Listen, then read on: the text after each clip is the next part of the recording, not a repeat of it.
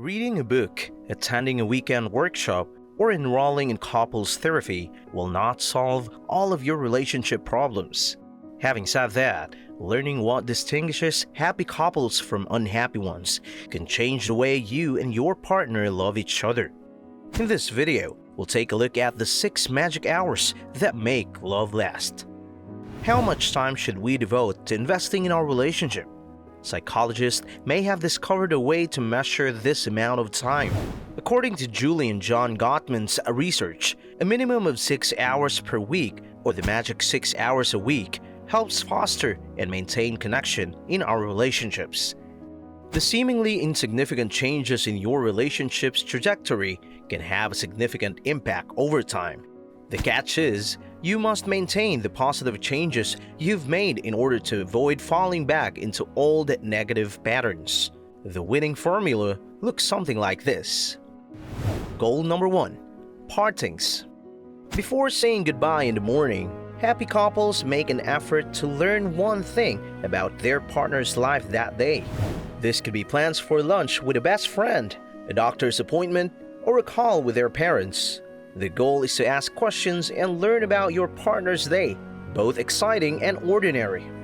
Some people struggle to show affection in a relationship to the point where even saying "I love you" is difficult for them.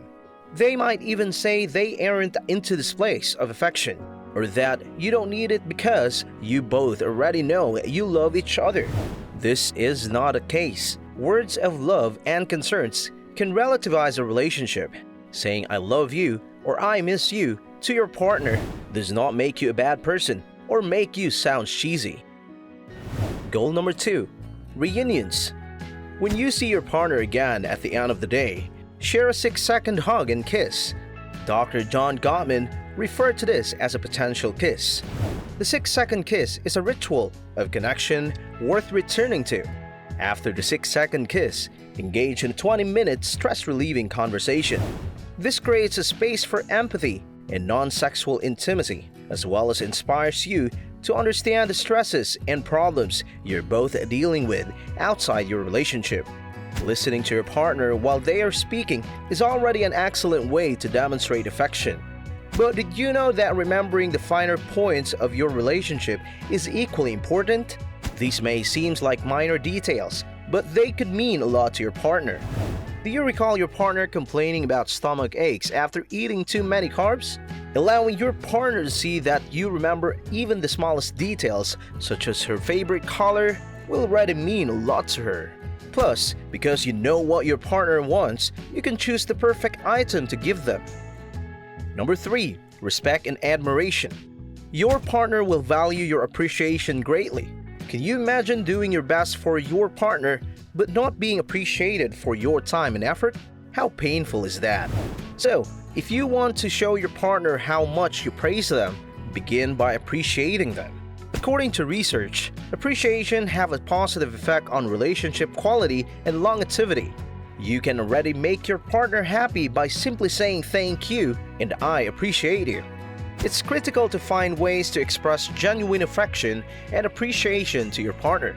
We encourage couples to keep an admiration journal, which allows them to record something minor they notice and associate it with a quality they admire in their partner.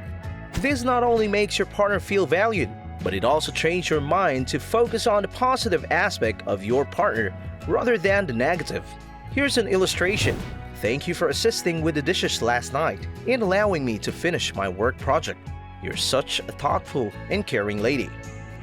Goal number 4. Affection. Physical affection is essential for feeling connected to each other when you're together. Before going to bed, make sure you embrace each other. This can be as simple as few minutes of cuddling or a goodnight kiss. Consider these moments of affection as a way to let go of minor stressors that have accumulated throughout the day.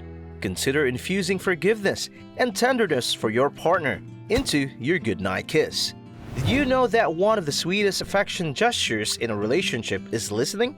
That's correct. Listen when your partner is speaking and trying to tell you about their day. Even if you don't believe you can help your partner, it won't hurt to stop what you're doing and start listening to them.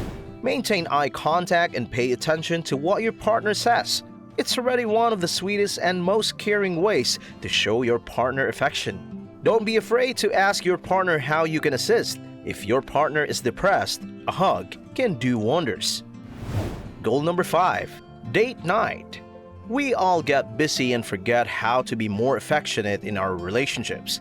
Change this by giving your partner a few hours of your day off. This allows you and your partner to go on dates. This important we time is a relaxing and romantic way for couples to stay connected. Ask open-ended questions and focus on turning towards each other during your date. Consider asking your partner questions like, "Are you still talking about remodeling the bathroom? I'd love to go on vacation with you. Do you have any specific locations in mind?" So either, how has your boss treated you this week? Planning date nights and other activities that promotes closeness, according to research studies on the subject, are essential for creating a close bond between couples. Do something nice for your partner to surprise them. You are not required to make a reservation at a fine dining establishment. Instead, cook a warm home-cooked meal for your partner. You can make a small note to place in your colleague's lunchbox at work. These are specific things that already demonstrate a great deal of affection. Keep in mind that it is not about money or extravagance. It's about being thoughtful and loving. Goal number 6. State of the Union meeting. According to Dr. Gottman's research, spending just 1 hour per week discussing areas of concern within the relationship can change the way partners manage conflicts. This dedicated space for conflict resolution allows couples to express their fears and concerns in a way that makes them feel heard and loved rather than neglected. We recommend making this a weekly ritual in your relationship that takes place at the same time each week. It's a sacred time because it's transformative, even if it doesn't feel like it at a time.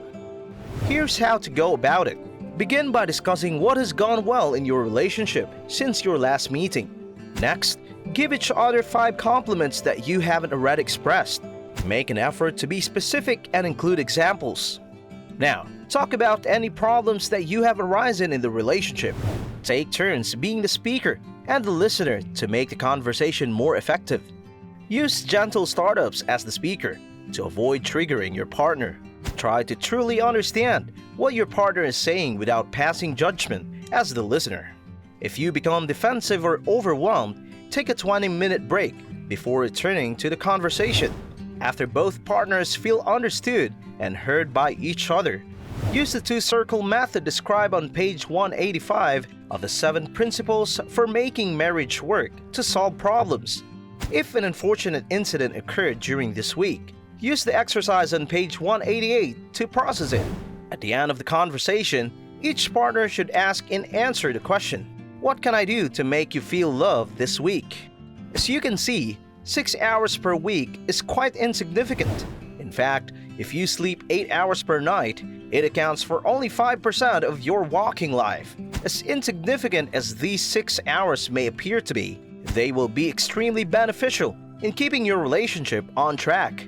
These 6 weekly targets add up to Gottman's magic 6 hours of couple-focused time.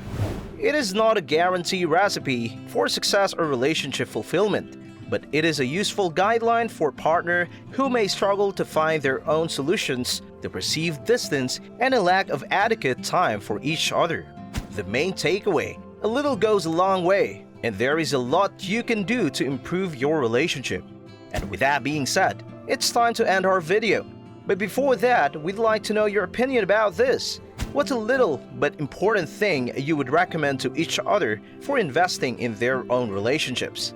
Let us know in the comments and make sure to subscribe to the channel for more amazing videos like this. We'll see you in the next one.